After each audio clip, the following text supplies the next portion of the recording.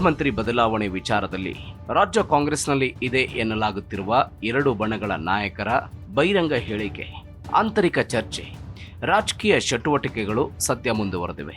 ನಿನ್ನೆ ನಡೆದ ಸಚಿವ ಸಂಪುಟ ಸಭೆಯಲ್ಲೂ ಈ ವಿಚಾರ ಪ್ರತಿಧ್ವನಿಸಿದ್ದು, ರಾಜಕೀಯ ನಾಯಕರುಗಳಿಗೆ ಸೀಮಿತವಾಗಿರಬೇಕಿದ್ದ ಕಾಂಗ್ರೆಸ್ಸಿನ ಆಂತರಿಕ ಬಿಕ್ಕಟ್ಟಿಗೆ ಮಠಾಧೀಶರ ಎಂಟ್ರಿಯ ಹಿನ್ನೆಲೆ ಮತ್ತೊಂದು ಆಯಾಮಕ್ಕೆ ಈ ಪ್ರಯತ್ನ ಉರುಳಿದೆ.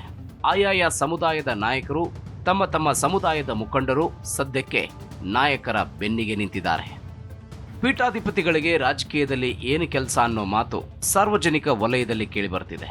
ಜೊತೆಗೆ ಇದು ಜಾತಿ ಸಂಘರ್ಷಕ್ಕೂ ಕಾರಣವಾಗಿದೆ. ಸಮುದಾಯದ ಶ್ರೀಗಳು ಹೇಳಿಕೆಗಳನ್ನು ಕೊಡುವಾಗ ಎಚ್ಚರದಿಂದ ಇರಲಿ ಅನ್ನೋ ಪರೋಕ್ಷ ಎಚ್ಚರಿಕೆಯೂ ಇತರ ಜಾತಿಯ ಮುಖಂಡರಿಂದ ಕೇಳಿ ಬಂದಿದೆ. ಹಾಗಿದ್ರೆ ಪೀಠಾಧಿಪತಿಗಳ ಎಂಟ್ರಿಯಿಂದ ಸಿಎಂ ಬದಲಾವಣೆ ವಿಚಾರ ಯಾವ ತಿರು ಪಡೆದುಕೊಳ್ಳುತ್ತಿದೆ, ಬನ್ನಿ ನೋಡೋಣ. ಒಕ್ಕಲಿಗ ಮಹಾಸಂಸ್ಥಾನದ ನಿರ್ಮಲಾನಂದನಾಥ ಸ್ವಾಮೀಜಿ ಹಾಸನ ಜಿಲ್ಲೆಯ ಧಾರ್ಮಿಕ ಕಾರ್ಯಕ್ರಮವೊಂದರಲ್ಲಿ ಭಾಗವಹಿಸಿದ್ದ ಒಕ್ಕಲಿಗ ಮಹಾಸಂಸ್ಥಾನದ ಡಾಕ್ಟರ್ ನಿರ್ಮಲಾನಂದನಾಥ ಸ್ವಾಮೀಜಿ ಬಹಿರಂಗವಾಗಿಯೇ ಡಿಸಿಎಂ ಡಿಕೆ ಶಿವಕುಮಾರ್ ಅವರು ಮುಖ್ಯಮಂತ್ರಿ ಆಗಬೇಕು ಎನ್ನುವ ಹೇಳಿಕೆಯಿಂದಾಗಿ ಕಾಂಗ್ರೆಸ್ನ ಆಂತರಿಕ ಸಮಸ್ಯೆ ಜಾತಿ ಟಚ್ ಅನ್ನು ಪಡೆದುಕೊಂಡಿತು. ರಾಜ್ಯದಲ್ಲಿ ನಡೀತಾ ಇರೋ ರಾಜಕೀಯ ಬೆಳವಣಿಗೆಗಳನ್ನು ನಾವು ಗಮನಿಸ್ತಾ ಇದ್ದೇವೆ. ಒಕ್ಕಲಿಗ ಸಮುದಾಯ ರಾಜ್ಯವನ್ನ ಮುನ್ನಡೆಸೋದಕ್ಕೆ ಹಲವು ನಾಯಕರನ್ನ ಕೊಟ್ಟಿದೆ ಅಂತ ಶ್ರೀಗಳು ಹೇಳಿದ್ದಾರೆ. ಕಾಗಿನೆಲೆ ಪೀಠದ ನಿರಂಜನಾನಂದಪುರಿ ಶ್ರೀಗಳು ತಿರುಗೇಟು. ಆದಿ ಚುಂಚನಗಿರಿ ಶ್ರೀಗಳ ಹೇಳಿಕೆ ಹೊರಬರ್ತಾ ಇದ್ದಂತೆ ಕಾಗಿನೆಲೆ ಪೀಠದ ನಿರಂಜನಾನಂದಪುರಿ ಶ್ರೀಗಳು ತಿರುಗೇಟು ಕೊಟ್ಟಿದ್ದಾರೆ. ಯಾವುದೇ ಪೀಠದ ಮಠಾಧೀಶರು ಹೇಳಿದ ಕೂಡಲೇ ಮುಖ್ಯಮಂತ್ರಿ ಆಗುವ ಅವಕಾಶ ನಮ್ಮಲ್ಲಿ ಇದೆಯಾ? ಮುಖ್ಯಮಂತ್ರಿಗಳನ್ನ ಬದಲಾವಣೆ ಮಾಡೋದು ಸಾಂವಿಧಾನಿಕವಾಗಿ ಆಯ್ಕೆಯಾಗಿರುವ ಶಾಸಕರು. ಹಾಗಾಗಿ ಯಾರು ಸಿಎಂ ಆಗಬೇಕು ಅನ್ನೋದನ್ನ ಶಾಸಕರು ನಿರ್ಣಯಿಸ್ತಾರೋ ಹೊರತು ಯಾವುದೇ ಸ್ವಾಮೀಜಿಗಳಲ್ಲ ಅಂತ ಶ್ರೀಗಳು ಖಾರವಾಗಿ ನುಡಿದಿದ್ರು. ನಿರ್ಮಲಾನಂದನಾಥ ಸ್ವಾಮೀಜಿ ನೀಡಿದ್ದ ಸಲಹೆ: ಡಿಕೆ ಶಿವಕುಮಾರ್ ಪಕ್ಷಕ್ಕಾಗಿ ಶ್ರಮಪಟ್ಟು ಹೋರಾಡಿದ ನಾಯಕ. ಅವರಲ್ಲಿ ಇರುವ ಸಾಮರ್ಥ್ಯ, ಸಂಘಟನಾ ಶಕ್ತಿ, ಪಕ್ಷ ನಿಷ್ಠೆ ಎಲ್ಲರಿಗೂ ಗೊತ್ತು. ಉಳಿದ ಅವಧಿಗೆ ಅವರಿಗೆ ಅವಕಾಶ ನೀಡಬೇಕು ಅನ್ನೋದು ನಮ್ಮ ಹಾಗೂ ಸಾವಿರಾರು ಭಕ್ತರ ಮನದ ಮಾತು. ರಾಜಕೀಯ ಅಸ್ಥಿರತೆ ಉಂಟಾದರೆ ಅಭಿವೃದ್ಧಿ ಕುಂಠಿತ ಆಗೋದು ನಿಶ್ಚಿತ. ರಾಜ್ಯದ ಹಿತವೂ ಮುಖ್ಯ. ಕಾಂಗ್ರೆಸ್ ಹೈಕಮಾಂಡ್ ಬೇಗನೆ ಸೂಕ್ತ ನಿರ್ಧಾರ ತೆಗೆದುಕೊಳ್ಳಬೇಕು ಅಂತ ನಿರ್ಮಲಾನಂದನಾಥ ಶ್ರೀಗಳು ಸಲಹೆ ಕೊಟ್ಟಿದ್ರು. ನಿಡುಮಾಮಿಡಿ ಮಠದ ಶ್ರೀಗಳ ಅಭಿಪ್ರಾಯವೇನು?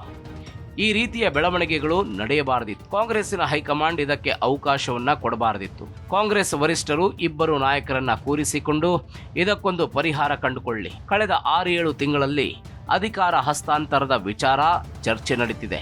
ಸಮುದಾಯದ ಪೀಠಾಧಿಪತಿಗಳು ತಮ್ಮ ಸಮುದಾಯದ ನಾಯಕರೊಬ್ಬರು ಉನ್ನತ ಹುದ್ದೆಗೆ ಹೋಗಲಿ ಅಂತ ಬಯಸೋದ್ರಲ್ಲಿ ತಪ್ಪೇನಿಲ್ಲ. ಕೇವಲ ಜಾತಿಯ ಕಾರಣಕ್ಕಾಗಿ ಮುಖ್ಯಮಂತ್ರಿ ಆಗಬೇಕು ಅಂತ ಹೇಳುವುದು ಸರಿಯಲ್ಲ. ರಾಜ್ಯದ ಹಿತದೃಷ್ಟಿಯಿಂದ ಸಿದ್ದರಾಮಯ್ಯನವರೇ ಮುಖ್ಯಮಂತ್ರಿಯಾಗಿ ಮುಂದುವರಿಯಲಿ ಅನ್ನೋದು ನಮ್ಮ ಆಶಯ ಅಂತ ನಿಡುಮಾಮಿಡಿ ಮಠದ ಶ್ರೀ ಚನ್ನಮಲ್ಲ ವೀರಭದ್ರ ದೇಶಿಕೇಂದ್ರ ಸ್ವಾಮೀಜಿ ಅಭಿಪ್ರಾಯಪಟ್ಟಿದ್ದಾರೆ. ಡಿಕೆ ಶಿವಕುಮಾರ್ಗೆ ಸಿದ್ದರಾಮಯ್ಯನವರು ಅಧಿಕಾರ ಹಸ್ತಾಂತರ ಮಾಡಲಿ. ಬೆಳಗಾವಿ ಜಿಲ್ಲೆಯ ಕಿತ್ತೂರಿನ ಮಡಾವಳೇಶ್ವರ ಮಠದ ವೀರೇಶ್ವರ ಸ್ವಾಮೀಜಿ ಮಾತನಾಡ್ತಾ, ಮಾನವೀಯತೆಯ ದೃಷ್ಟಿಯಿಂದ ನಾನು ಮಾರ್ಗದರ್ಶನವನ್ನ ಮಾತ್ರ ಮಾಡ್ತಿದ್ದೇನೆ. ಕಳೆದ 2.5 ವರ್ಷಗಳಲ್ಲಿ ಡಿಕೆ ಶಿವಕುಮಾರ್ ಅವರು ಸಿದ್ದರಾಮಯ್ಯನವರಿಗೆ ಸಂಪೂರ್ಣ ಸಹಕಾರ ಕೊಟ್ಟಿದ್ದಾರೆ. ಈಗ ಮುಂದಿನ ಅವಧಿಗೆ ಸಿದ್ದರಾಮಯ್ಯನವರು ಡಿಕೆಶಿಗೆ ಸಿಎಂ ಹುದ್ದೆ ಬಿಟ್ಟುಕೊಡ್ಲಿ. ಅದು ಆಗದಿದ್ದರೆ ಸರ್ಕಾರವೇ ಬಿದ್ದು ಹೋಗೋ ಸಾಧ್ಯತೆ ಇದೆ. ನನ್ನ ಹಾಗೆ ಡಿಕೆ ಶಿವಕುಮಾರ್ ಎನ್ನುವ ಮನೋಭಾವನೆಯನ್ನ ಸಿದ್ದರಾಮಯ್ಯನವರು ತಾಳಿ ಅಧಿಕಾರ ಹಸ್ತಾಂತರ ಮಾಡಲಿ ಅಂತ ವೀರಶೈವ ಪೀಠದ ಸ್ವಾಮೀಜಿಗಳು ಅಭಿಪ್ರಾಯಪಟ್ಟಿದ್ದಾರೆ. ಬೀದಿ ರಂಪವಾಗ್ತಿರುವ ಸಿಎಂ ಬದಲಾವಣೆ ವಿಚಾರ. ಇನ್ನು ಅಹಿಂದ ಮತ್ತು ಒಕ್ಕಲಿಗ ಸಂಘಟನೆಗಳು ತಮ್ಮ ತಮ್ಮ ಸಮುದಾಯದ ನಾಯಕರ ಬೆನ್ನಿಗೆ ನಿಂತಿದ್ದಾರೆ. ಇನ್ನು ನಮ್ಮ ತಂದೆಯೇ ಪೂರ್ಣಾವಧಿಗೆ ಸಿಎಂ ಅಂತ ಡಾಕ್ಟರ್ ಯತೀಂದ್ರ ಸಿದ್ದರಾಮಯ್ಯನವರು ಹೇಳಿದ್ದಾರೆ. ಕೊಟ್ಟ ಮಾತಿನಂತೆ ನಡೆದುಕೊಳ್ಳಿ.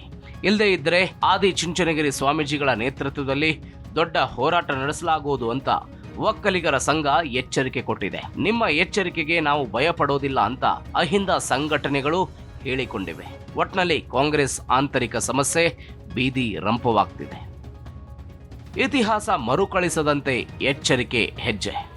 ಅದು 1990 ರಾಜ್ಯಕ್ಕೆ ಭೇಟಿ ಕೊಟ್ಟಿದ್ದ ಅಂದಿನ ಪ್ರಧಾನಿ ರಾಜೀವ್ ಗಾಂಧಿ ಏಕಾಏಕಿಯಾಗಿ ಅವತ್ತಿನ ಮುಖ್ಯಮಂತ್ರಿ ಲಿಂಗಾಯತ ಸಮುದಾಯಕ್ಕೆ ಸೇರಿದ್ದ ವೀರೇಂದ್ರ ಪಾಟೀಲ್ ಅವರನ್ನ ಸಿಎಂ ಸ್ಥಾನದಿಂದ ಕೆಳಗಿಳಿಸುವುದಾಗಿ ವಿಮಾನ ನಿಲ್ದಾಣದಲ್ಲೇ ಘೋಷಣೆ ಮಾಡಿದ್ರು. ಅದಾದ ನಂತರ ನಡೆದಿದ್ದು ಎಲ್ಲವೂ ಇತಿಹಾಸ.